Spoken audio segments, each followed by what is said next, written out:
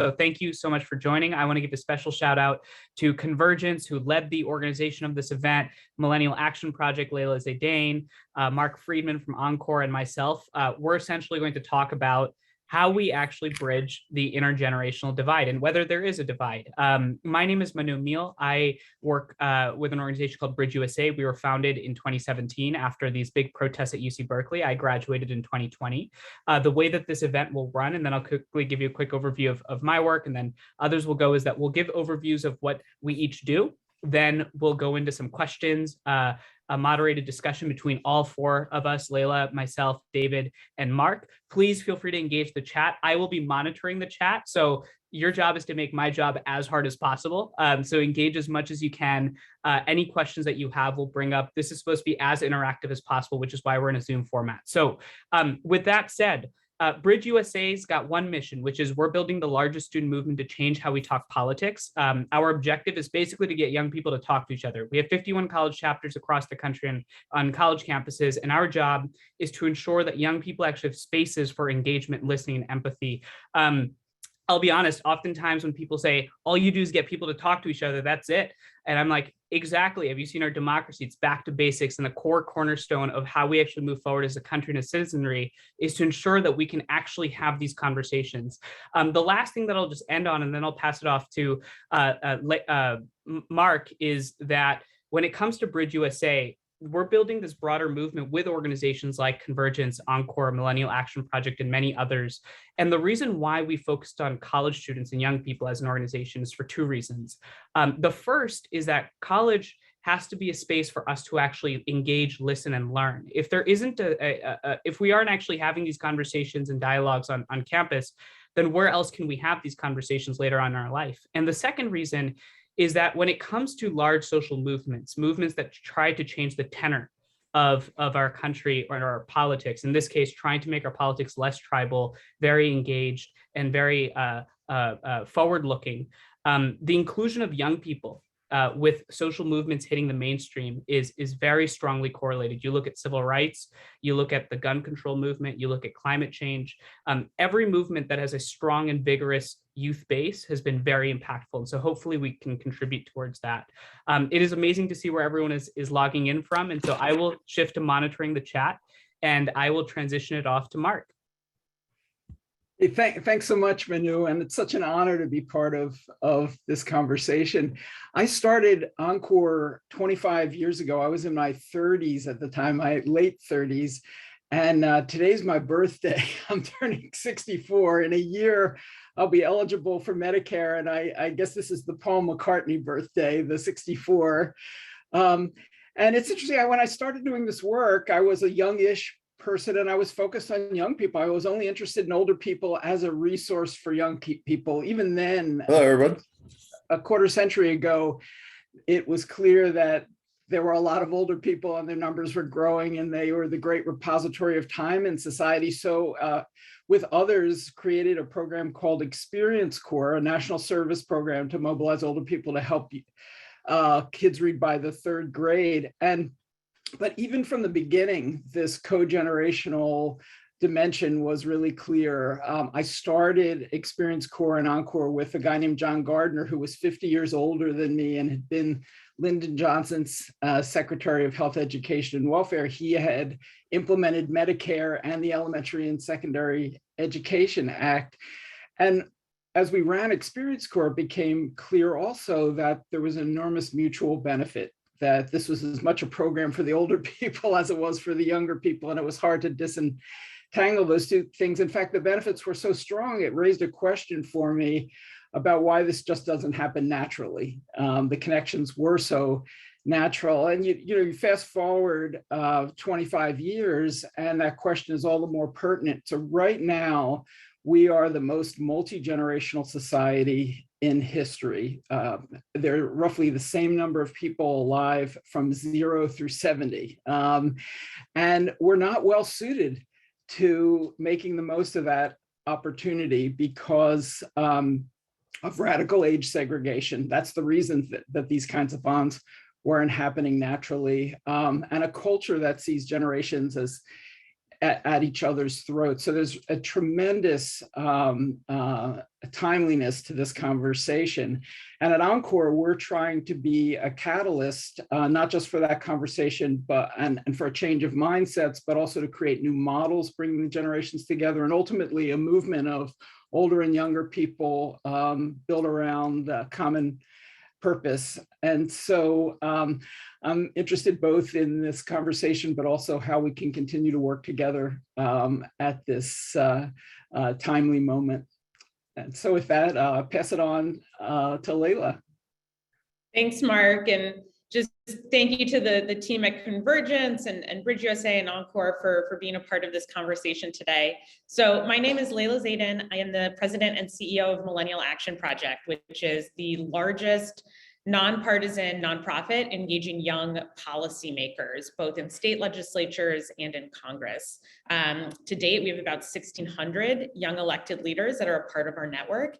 And my job is to help them connect with each other, help them build relationships across different dimensions of diversity, including political diversity, but rural, urban, economic, all sorts of different dimensions of diversity, and ultimately translate those relationships into pragmatic common sense solutions. And so I always love doing these kinds of conversations with Manu, because if you think of BridgeUSA as the grassroots part of the infrastructure that we need to make our civics healthier, you can think of what we do as very much the grass tops, with sort of that same focus on building a generational identity to create that starting point. And that's very much the bet that we took, that by creating this opening to create a permission structure for people to unite along a generational identity and not a partisan identity, that you might actually create a powerful opportunity for them to get to know one another, to transcend political polarization, and ultimately to mobilize to solve some of our biggest problems. And it's just been super cool to do this work, because the good news is they are taking us up on that call to action. We've seeded something called a Future Caucus, which is like a map chapter in states from Kansas to Connecticut. They've worked on issues from criminal justice reform to clean energy to family education policy. And I think, the issues that they're working on are really important, but really impressive to me is sort of how these young leaders are adding up to something that's greater than the sum of its parts. It's very much a movement. And I think building bridges is something that I and that Millennial Action Project wants to help young people be leaders on, so that they might help shift our political culture towards one that is based in empathy, in listening, in collaboration. And that is a culture shift that of course needs to happen across every generation. And we think that we can really help young people be the leaders of that culture change. I think this conversation is timely because not only are we sort of about to be the biggest voting bloc, or combined with Gen Z, we are the biggest voting bloc, but we're also the most ethnically diverse, right? With our generation averaging about 45% people of color compared to baby boomers, just about 30%. And so I just think there's lots of interesting ways in which this all connects, and I'm looking forward to today's conversation about how we build bridges across different dimensions of this. And David, I'll hand it to you to bring us home. Thanks so much, Layla. Thanks to everyone for joining, and in particular, for Millennial Action Project, BridgeUSA, Encore.org. Thank you for co-hosting this, and Layla, Manu, and Marc, thank you for joining. I'm David Eisner, CEO of Convergence. I'm here mostly as a really good example of an old person that needs to connect with young people, which we're doing nicely on this call.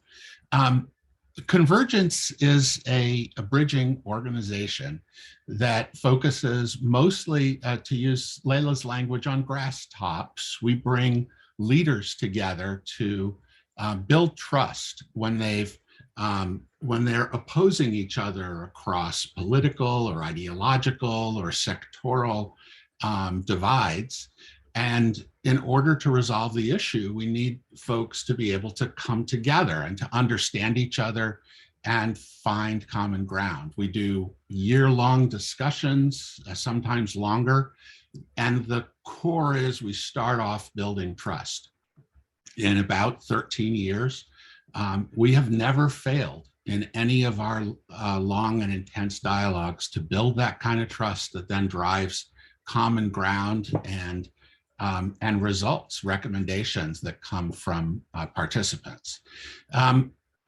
In this specific area, we're working very closely right now with a very large community on reimagining care for older adults. Marc is a part of that initiative. And one of the things that we're particularly focused on and interested in is that all the participants say that it's really important not only to be using a medical model of what reinventing care for older adults look like, but to really think about what it takes for them to thrive.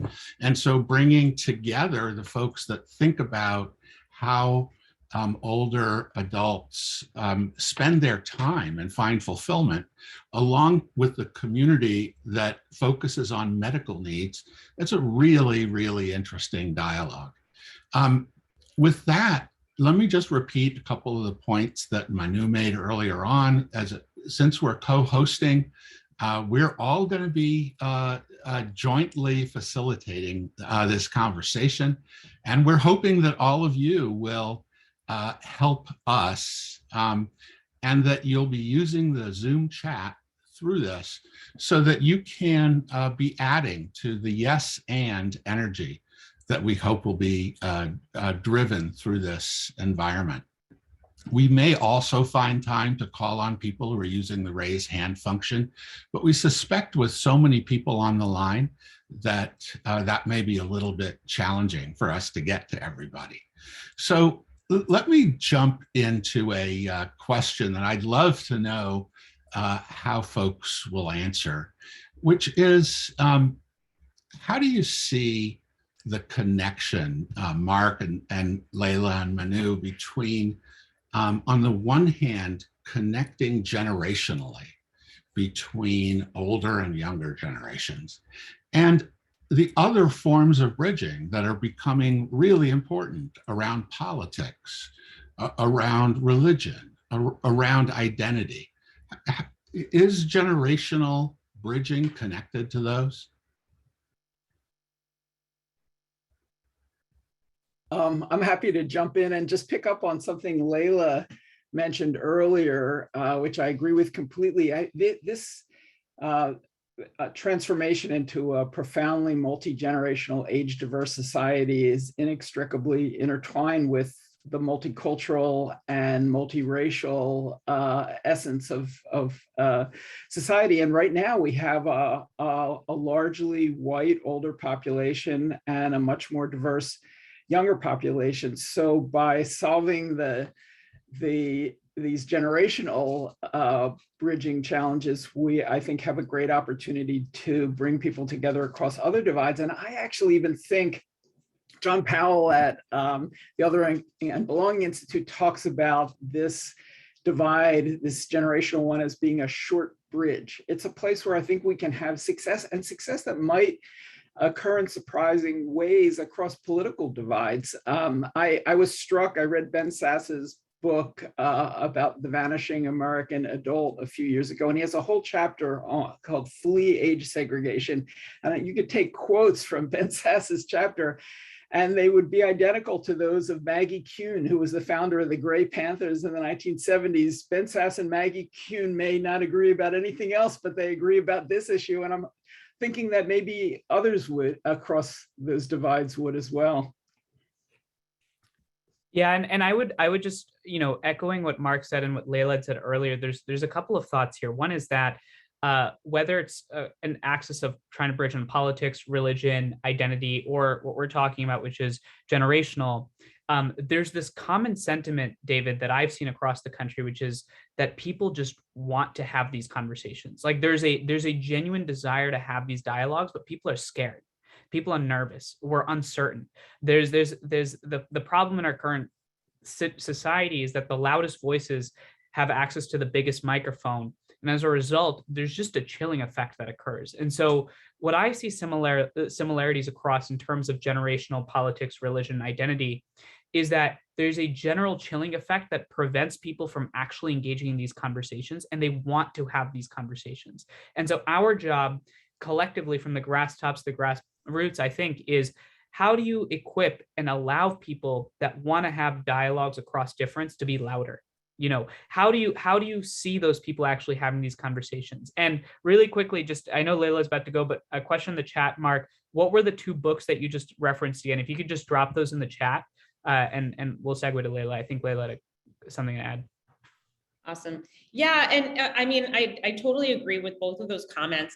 I actually think there's sort of a challenge and an opportunity here in thinking about how we bridge across generations, because let's face it, I think young people are really frustrated with sort of the outcomes that they've been left holding the bag on because of sort of an attitude of older generations, I think, that or an inability maybe of institutions to solve problems, and instead kicking the can down the road has left things like climate change or education policy or other sort of big systemic issues have been left for young people to deal with. And I think one positive thing that I see is that there is a sense of agency. There is an appetite for young people to step up to the plate and do something about it.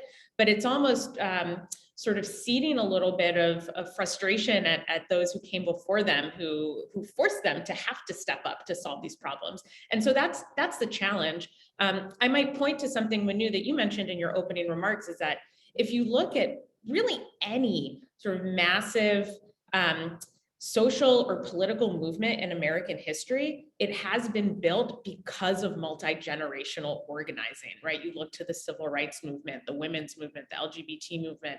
I think it has been because of the infrastructure building of previous generations that when young people came to sort of light that spark, a transformative moment was able to occur. And that's only because generations sort of worked in concert with each other. So there's sort of this tension between a real sense of agency between young people and also the need to really build coalitions across generational lines if we want to do anything to achieve progress on any of these other topics. David, I don't know if you have anything that you want to add to that. Otherwise, I have a question that I'd like to pose to the group. I just wanted, I'm glad if it's what I'm thinking. I know that one of the things that you've focused on is helping us understand where generalizing does and doesn't work.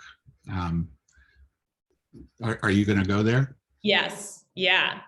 And I think one joke that I make with my staff sometimes is a organization that works with millennials and now increasingly Gen Z, but that I was going to start selling t-shirts for us to wear that just say millennials are people too, because there is a temptation to paint with a broad brush when we talk about generations, to think of them as a monolith, and to really look at issues through the lens of maybe a flawed monolithic perception of what generations want and who they are.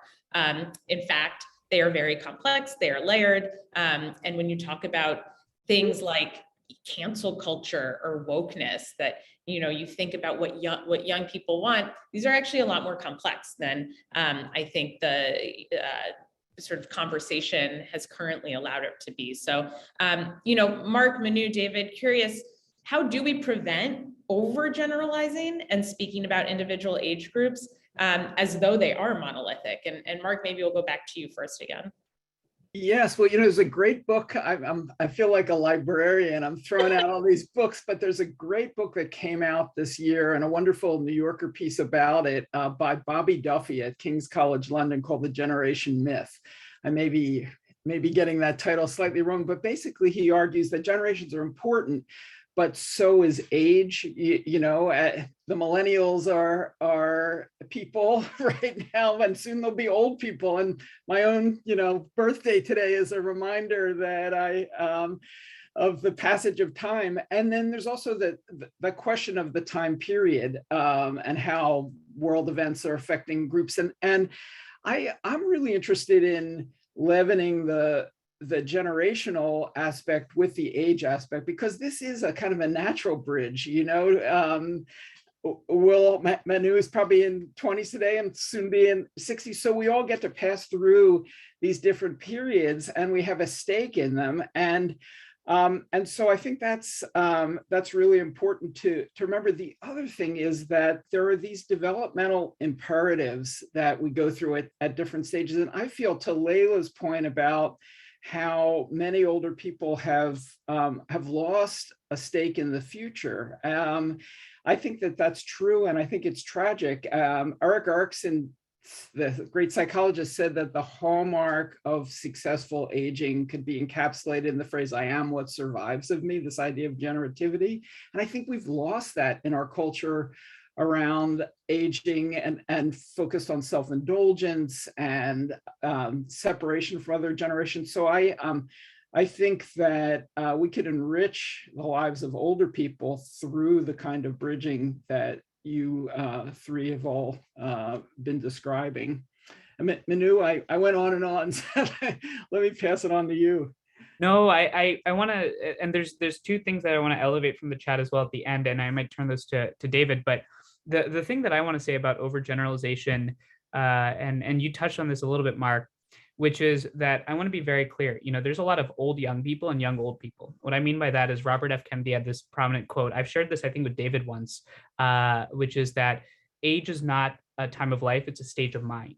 And the important thing about that factor to recognize is that whether you're 70 or you're 20, you're equally likely to mess things up and you're equally likely to also make things better. You know, the thing that's always frustrating to me is I'll go into conversations and hear that, hey, you know, we've messed it up, it's up to you. And that generates, I mean, I appreciate the support, but that generates a certain sense of both hubris within my generation, that whatever we believe is absolutely right, which creates an exclusive sense of politics. And it also creates a certain sense of a lack of accountability on that front. I mean, we're still voting, right? We're not just because we've crossed, you know, the millennial threshold doesn't mean we stop voting, right? Or we've stopped engaging in the public square. And so the big sort of generalization that I want to tackle throughout this conversation is that I actually personally, and I've seen this from conversations across young people, is I don't think it's older generation's fault. And I don't think that it's that younger people are going to be more likely to fix the situation. It's that we need both a sense of accountability from older folks and a certain sense of intellectual humility from younger folks to be able to create a coalition that spans what we see as divides that seem unbridgeable. David, I'm going to turn this over to you, but a quick question that came up, I think it's from William, if I remember correctly, is how should these intergenerational dialogues actually occur? Like, how can we start having these conversations, whether they're in our daily lives? Just how does someone engage if we can get really practical? Wow, I love that. I love that question. And so on the overgeneralization, Layla, I'll be just a touch provocative. I find that it's really useful always to be reminded that generalizations seldom are fully accurate, but I also find them very, very useful. And in particular around generations, different generations have experienced different parts of US history.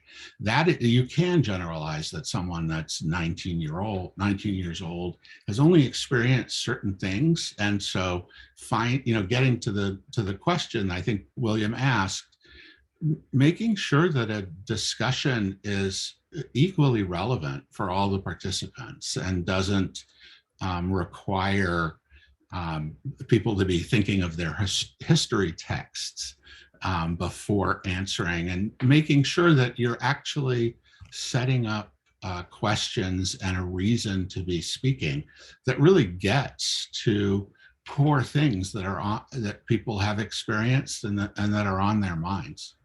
I'm really interested in others. You all have been doing a lot more programming in this area than Convergence. Well, I think that's such a it is a little provocative, but I don't think you're wrong, David. And actually, I think I saw a comment in the chat that sort of alluded to the same thing about the value of acknowledging differences and using that to make the experience, the conversation stronger because of an awareness of the differences that might exist. And I want to hand it to Marc, because it sounds like the question that Manu made was like totally perfect for Marc to answer and take us in the next direction. But David, just to quickly follow up, sort of, have you seen that leaning into an understanding of different life stages in your work and having year-long policy conversations on different issues? How has that showed up in sort of your experiences creating the container for conversations that include different generational viewpoints? It's really interesting, Layla, and I'll go to a place that I think you're very familiar with, Capitol Hill. I read a discussion of something that happened at Convergence the year before I got here, which was that bringing a large bipartisan group of members together, including very new members, very tenured and seasoned members, to do planning. The question to all of them was, explain how your personal relationship and your family's relationship to immigration. And one of the things that was fascinating is it connected very meaningfully to every single member's life experience. And they were able to answer from personal knowledge of their family. And when you were listening to those answers, you couldn't tell who was a Republican and who was a Democrat. And the key to it was connecting, and you couldn't tell who was older and who was younger. The key to it was we really connected to something that was meaningful in people's experience. Wow. That's super powerful. All right, Marc, I said I was going to hand it over to you.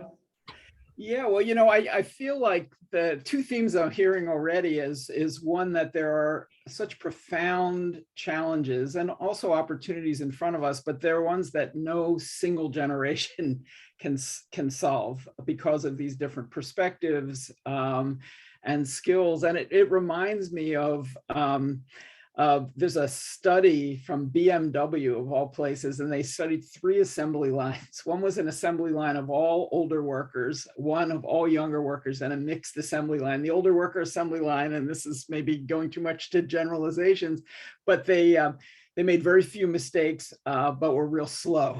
The younger person line was very fast, lots of mistakes. The combined line was fast and relatively error-free. I take that as metaphorical because I think these complementary skills could really surprise us. We did a gathering last year. It included a conversation between Eric Liu from Citizens University and Angela Blackwell from PolicyLink, and they agreed that the real opportunity was to combine the wisdom of the young and the curiosity of the old. So I'm fully on board on that. But in that spirit, I want to talk about the opportunities that you all see. What are the issues you think that can bring the generations together in the most compelling way, and how might that happen? So where are the opportunities here? Maybe Manu, I'll start by asking you that question, and then everybody else can jump in. Yeah, for me, the question that I ask as a preemptive one to where are the opportunities for us to link up is, why are we trying to link up? And I think there's 2 answers to that question. I think currently the first answer to that question is the problems that we face, whether you're conservative, whether you're liberal, whether you're Christian, Muslim, Hindu, whatever the case might be, is that we're facing certain senses of and types of problems at scales that we've never seen before, whether it's technological disruption in the form of social media and AI, or it's an evolving climate, or it's the question of uncertainty regarding our economic outlook, or the stage of the US and the foreign world. And so the question becomes that we need that generational knowledge. As I think someone had said in the chat earlier, it's not intergenerational, it's intergenerative. I love that fact because, as you said, Marc, the assembly line works better when both get involved. I think the second reason why it's important to actually find opportunities for collaboration and connection is that when we think about moving our democracy forward, the core of our democracy is people. And currently we're seeing a crisis of connection, a crisis of empathy, a crisis of an inability for people to see each other across any sort of difference. And so the only way we solve that crisis is by equipping and empowering young people, old people, white, black, brown, regardless of your ethnicity, to actually engage. And I think the biggest thing that generations can actually find opportunities to collaborate on is the fact that if we don't collaborate, then we're in a really bad situation. Like, I think that those two whys of we've got massive problems that affect all of us, and our democracy is based on and built on people. And if people don't have connection, then you don't have a democracy. Those two facts alone are, I think, a substantial enough opportunity for generations to get their act together. But again, I think for us to find that connection, we have to recognize that young people need to always have that intellectual humility. As you said, we move really fast, and older folks just need to give some younger people the benefit of the doubt. And I think when there's generational accountability on both sides, an equal and weighted amount, not that one needs to account for the other one, it can be really powerful. I'm curious. I would maybe go to David next. I'm curious, like, in terms of the dialogues that you've seen, David. Has Convergence done any sort of intergenerational dialogues? And if not, maybe just, what have you seen in your sort of personal perspective on political life as you've gone through your career on areas where young and older folks can connect and engage?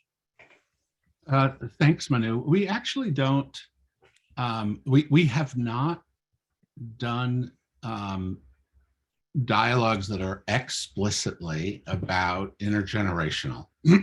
However, a lot of the dialogues that we do bring generational perspectives to light. And so in our dialogues, we have to make sure to be including multiple generations. This was certainly true with guns, where there was, in addition to generation, there was also really big differences, of course, between gun owners and non-gun owners, and between races of both gun owners and non-gun owners.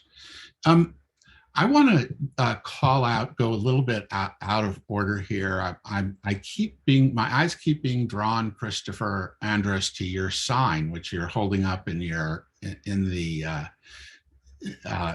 Zoom, saying that you're a born-again Christian and a conservative, but that doesn't make you bad or stupid.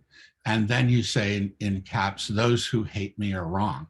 And I would note, when you think of the distortions of polarization, yes, all of us have a strong tendency, because the more extreme people are more vocal these days.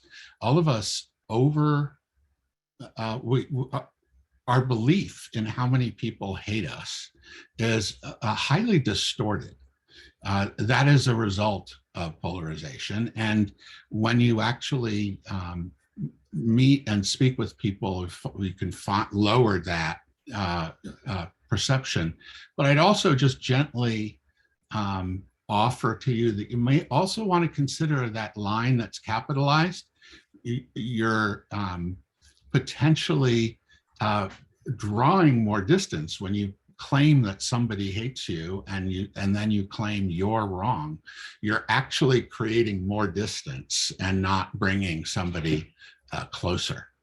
Are you able to hear me? Yeah.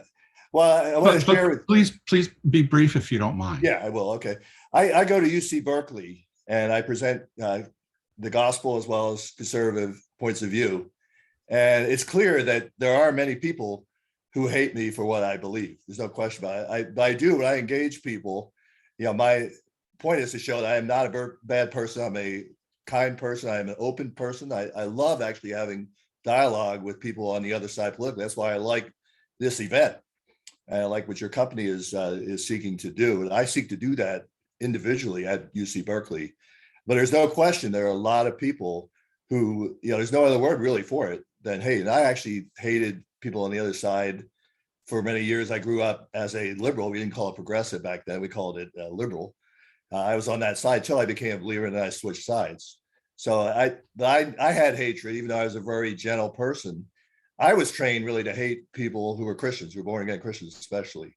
So I know that there are other people who are the same way, and I see it. I really feel I see it. Thank you. Join all of our different other forums when we talk more broadly about polarization. And sorry, Manu, go ahead. David, I just want to quickly jump in. Christopher, again, if you don't mind, I just ask you, just because I want to be fair to everyone else, there's 238 of us, so I want to make sure that, Okay.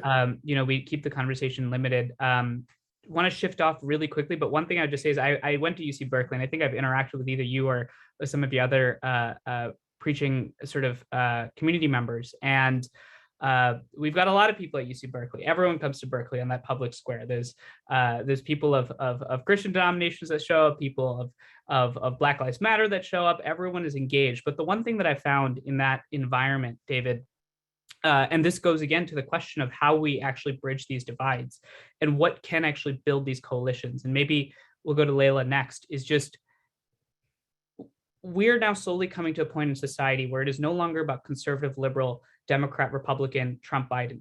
It is about open-mindedness versus closed-mindedness. It's about empathy versus exclusion. Are we on the side of trying to create spaces that lift people up? Or are we trying to create spaces that push people down? If we can make the dividing line in society that clear and stark, you're going to have a lot of people that are on the side of open-mindedness, empathy, and creating spaces that generate conversations. Now, I don't mean to create a divide out of a work called Bridging Divides, but the fact is that right now we live in a moment where people are searching for identity, where our politics, our party, our Republican or Democrat is much bigger than even what we ascribe to a religion as. At least that's the case in my generation. And so my thought on that is the only way that you can address that crisis of identity is to build an identity larger than party. And I think the identity that we've all joined this call to try and build and espouse is one that rests on empathy, open-mindedness, and a space to lift people up.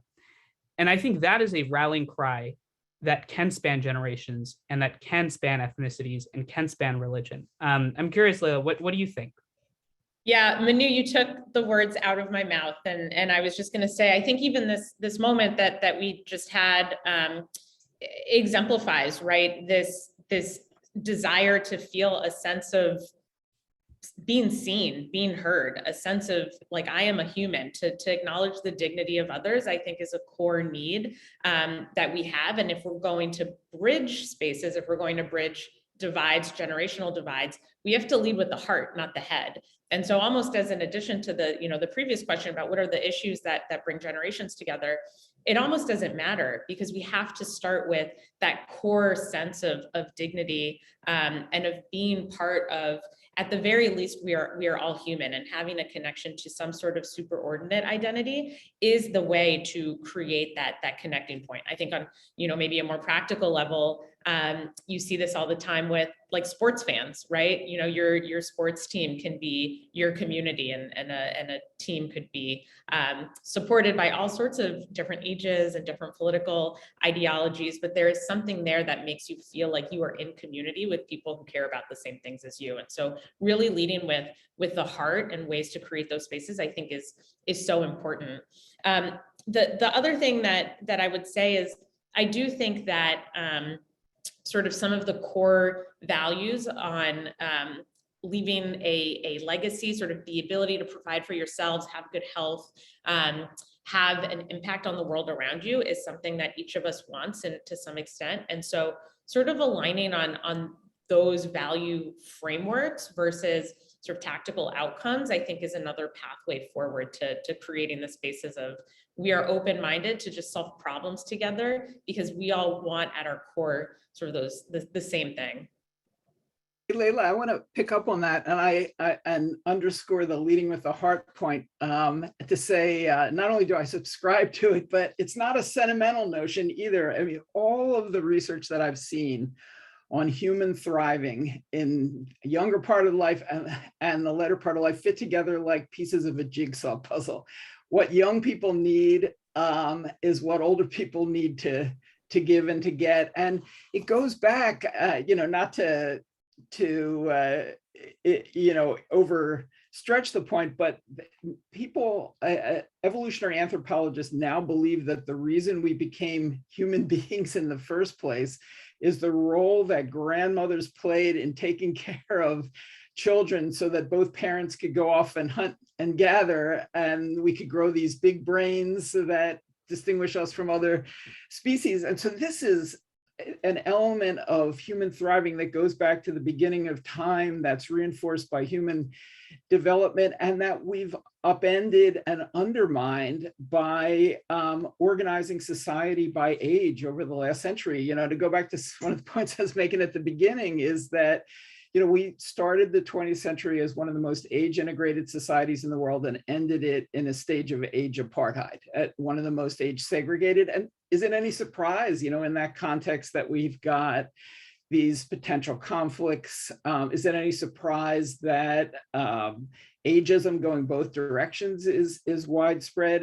And is it any surprise that we have an epidemic of loneliness, to go to your point about the heart, with younger people and older people being the two most socially isolated groups in society? So I think we can really, by bridging these divides and creating a sense of proximity and purpose, common purpose between younger and older people, we can really prepare ourselves to make the most of this multi-generational world, which is already washing over us.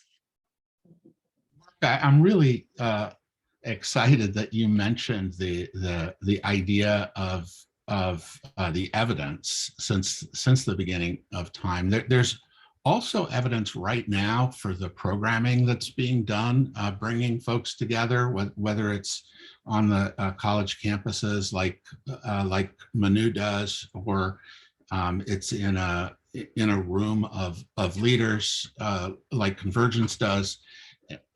Contact theory is very strong, and one of the most frustrating pieces of my daily job is hearing that the idea of bridging these spaces as fatuous, or idealism run amok, or kumbaya, or naive. The bottom line is we know what we can accomplish when we bring people together. It's evidence-based, and we have the data. And I you know, building on that point of, you know, fatuousness or just, you know, misplaced idealism, the last question that we can sort of end on, and there's a question in the chat about media. And so if it's possible for each of us to maybe address media's role as we're answering this question, I think it will come up as a natural answer. The fundamental question being, what are the biggest challenges that we face in trying to have intergenerational bridge building? From your perspective, you know, as a young person, we've seen the biggest challenges be that it is perceived, you know, having these dialogues is perceived as not urgent. You know, these conversations are perceived as those that can only be had by people that can afford to wait for change. You know, it's perceived as potentially a liberal project by conservatives, or a conservative project by liberals. Or on a college campus, you know, students are most interested in joining the work that is about, you know, get out there, execute, plan an activity, or pass a policy, or whatever the case might be. So I'm just curious, from David, Marc, or Layla, like what have you seen as the biggest obstacles or challenges to this work? And maybe Layla, if you want to go, maybe we'll go in order of generation. What a good question, Manu, because I think that at the end of the day, we are our own worst enemies. And what I mean by that is, I think the assumptions that we walk into the room with about other people and about ourselves can be the biggest barrier to actually having a process that works. And as David mentioned, there is evidence that doing this works, doing this kind of bridging work works. And yet we are almost conditioned to expect sort of instant gratification or shortcuts to get to the end, whatever the end is. And that's not really how relationships work. That's not really how change works. And so I think first and foremost is sort of recognizing the power that each of us have as individuals to actually participate in bridging conversations. It only takes one person to break a negative cycle. It just takes one person. We're each one person. We have that kind of agency. And so I think that's incredibly empowering for me, and to think about sort of my own role in that. The second thing I would say that sort of is a little bit of a challenge is these are hard conversations to sit in a room with somebody who you feel like you have nothing in common with, or isn't hearing you, or even the language that you're using holds different meaning or baggage. So I think there is some element, and I think each of our organizations do this in a different way, but of training, of just helping people practice and build the muscle of engaging in conversations across these lines of difference, and even sort of formal training programs or practicing to help people feel more confident and capable in their ability to do this is really important. And then the third thing is, I think, Marc, you mentioned this earlier about how as a young person, you kind of saw older people just really as like maybe just a resource to young people, but not necessarily in other dimensions. I think that's still really important. I think the mentorship and the guidance of sort of older generations for younger generations is really, really important. And I think to make that a two-way street, to be open-minded to the fresh perspectives or innovation, or, to really consider if somebody asks, well, why do we do it this way? To actually think about, well, actually, like, why do we do it this way? I think that can create really powerful relationships where multi-generational solutions are co-created together, and not because of sort of one generation or the other having all of the answers. So I'll hand it. Who should I hand it over to next? Who's chomping Jump in. David, you may be next. Yeah, I'll do that. So I see two sets of barriers that I just want to focus on for a moment. The first is what Amanda Ripley, I believe, calls conflict entrepreneurs, who and I'll just speak specifically at politicians and the media tend to in order to win power and political issues on one hand, or on the other hand, in order to maximize eyeballs and advertising toward profit, just tend to emphasize and generalize where the conflict is, and it makes polarization worse. The second challenge that I think is really hard is that polarization creates its own self-perpetuating loops, and the distortions I would say is, first, there's this belief that we actually dislike and have distaste for the people in the other group.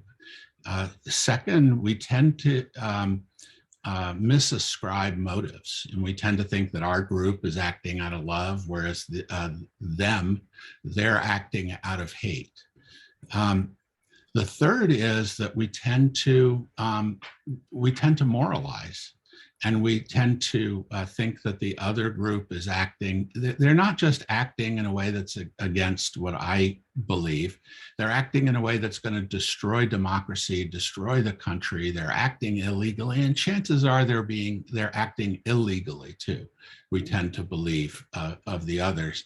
And the fourth distortion is the one I was mentioning earlier with Christopher. It's this idea that we distort the amount to which our views are opposite other people, and the amount to which other people dislike, hate, and oppose us as enemies. So those kinds of distortions are really, really hard to break through. And I would say those are those and the conflict entrepreneurs, I would say, are my two favorite culprits for why this is so hard. Thinking specifically about these generational questions, I feel like just to be alliterative, that two of the problems are a failure of imagination and a failure of innovation. It goes to your entrepreneur idea, David, and I'll pick up on that in a second. But I feel like we've been separated for so long that something unnatural seems natural, something that runs against the grain of all of human history and just about every culture. And so we need to be able to open our minds up to a different way of seeing things. So there's a culture change that's needed. And the second is innovation. You know, the separation of people by age and by generation didn't happen naturally. It was this product of spectacular innovation. You know, we invented nursing homes and senior centers and retirement communities.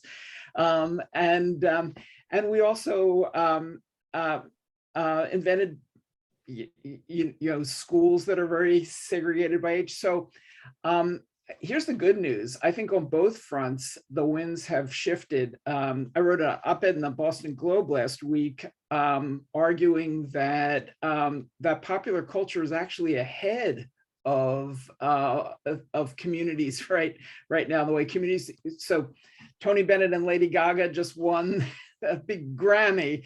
Hacks, which brings together a 20-something comedy writer and a 70-something comedian, beat out Ted Lasso for the Golden Globe.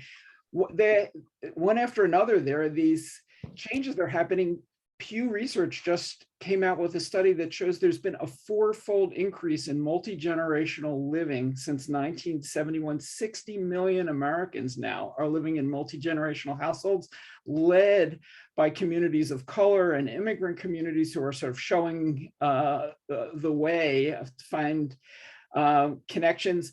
I think there's a lot of the things that are happening that we can build on. And so I feel like the opportunity is to, first of all, show the pattern, connect these dots that are helping to prepare us for this multi-generational future, and then grow that pattern through a new kind of social innovation that's as creative in bringing people together across generations as we've been in splitting them apart. And David, you know, just because we got to know each other around the idea of service and national service, I'd like to see a co-generational national service corps. You know, now 95% of AmeriCorps members are under 25, 100% of AmeriCorps senior members are over 50 or 55. That's crazy. You know, they're working in the same cities, communities, buildings. But the Twains aren't. I think it could be a powerful model of what happens when generations come together to co-create a better future. That's wonderful. Well, so it looks like our time together today is sadly coming to an end. I feel like we could keep talking for hours.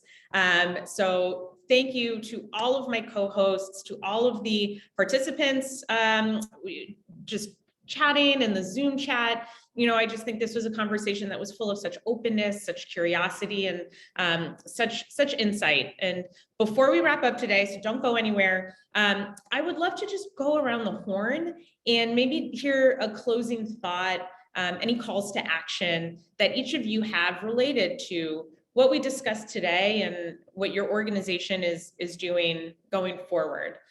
So if that sounds good to everyone, I'm happy to go first. And I think for me, something that stood out both in the comments from each of you, you know, David, Marc, and Manu, but also just following along in the chat, is this topic of loneliness and of feeling disconnected. I think COVID certainly exacerbated something that has existed for a while. And there is so much that bridging can do to heal that sense of isolation, of that sense of loneliness. And there is so much that intergenerational connection can do to be a force multiplier for that movement of building more empathy between us. And so I think my call to action is just for each of us to think about somebody in our lives that we can reach out to, that we can model connection and community with, because I think that as I said earlier, breaking the cycle of sort of division and polarization only takes one person. And the more that you put that out in the world, the more there is now that just one iota more of empathy in the world. And I think we each have the power to do that. You know, I would also say, look for others who are doing that and make sure to thank them. This is hard work. And so when you see somebody in your life asking a question and not having a knee-jerk reaction, let them know you noticed. I think people are people, and people want that sense of being seen and being heard. And so practicing it yourself and really calling it out when you see it done well by others. Marc, I'll hand it back to you to go next. I was going to say one thing, but what you just said put me in a whole different place. I started out talking about my mentor, John Gardner, who was in his 80s at the time. And I asked him for some advice in life. And he said, that his life took a turn for the better when he realized that it was more important to be interested than to be interesting. And I think this idea of listening is so appropriate to this week of conversation. And so I think we need to start with listening across the generations. But I love that phrase that came out, Manu, you mentioned it, around kind of co-generativity, of a movement of the wisdom of the young and the curiosity of the old coming together to co-create a better future for all generations. So that's my wish and my hope and my call to action. And maybe I'll pass it to you, Manu. Thanks, Mark. Thanks, Layla. I just want to acknowledge how smooth this event has gone, with 230 plus of us on a Zoom call where anyone can unmute at any time. So I just am grateful for everyone's attention. And again, special thank you to Convergence. I know David will close out, but Convergence has really done an awesome job leading this work. I'll just say two things. One is I want to give you a little bit of an insight into the mindset of someone that is 23. I don't know. Maybe that's helpful. Maybe that's not. But that's something that I just want to put out there because some of the questions in the chat have been, where are all the young people at? Just know it is final season, so that's one of the excuses, and class is currently going on. But that said, there are four major events that have defined the political memory of someone my age. We were born with 9/11. We went to middle school with the Great Recession. We started college with the 2016 election, and we graduated with the year that is 2020, the largest social justice protests you've ever seen, the 2020 election, the Capitol riots.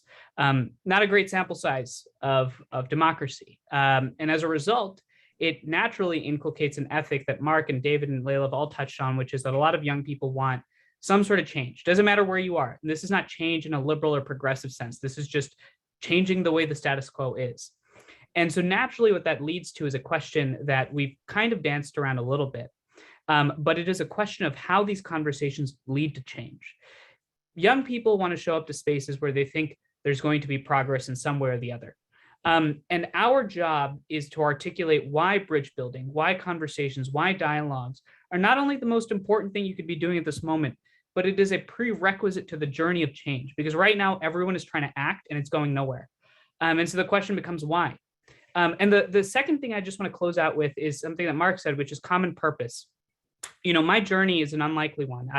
I'm only here because of the partnerships I've built with mentors. David came into my life about 2 years ago. Layla and I got to know each other about 2.5 years ago. Mark and I only got to know each other recently, but I am here because of the mentorships we've developed. It was a purely co-generative process.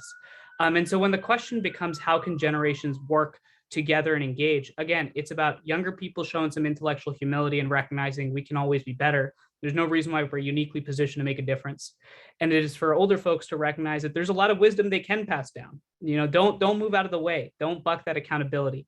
And I think that can be really transformative. And if you've got someone that's young in college or high school, tell them to start a chapter, because we're always looking for them. And I think the links are down below. So I'll just transition it off to David, whose organization is the reason why we're all here today. Well, thanks, Manu. The reason we're all here today is because the four of us decided to do this together. And it's been a great that Convergence could play some of the back end role of pulling it together. And I would invite us all to recognize that all of us are affected by polarization. If we're young and looking at older Americans, we need to understand that we bring biases that come connected to seeing ourselves as young people. If we're older Americans and we're thinking about how we connect with younger Americans, we need to understand that simply by envisioning ourselves and our cohort and our tribe as older Americans, we can be bringing biases to the equation and figuring out how to move past those distortions and having conversations that call them out and that allow us to have these difficult conversations where we articulate where we're different, as well as what our common as well as what our common perspectives are, is really the key to this. I have learned an enormous amount from each of the other three participants here. And I find that whenever I engage in a bridging kind of conversation, I likewise benefit as much from the learning. And I always am somewhat relieved at finding that the differences are not quite as extreme as they will feel on the front end of the conversation. With that, Manu and Layla, Marc, thanks so much for this. To everyone that participated, thank you. And to Katrin and Doozy and the rest of the team at Convergence that made this possible. You did a terrific job. Thank you very much. Goodbye, everyone.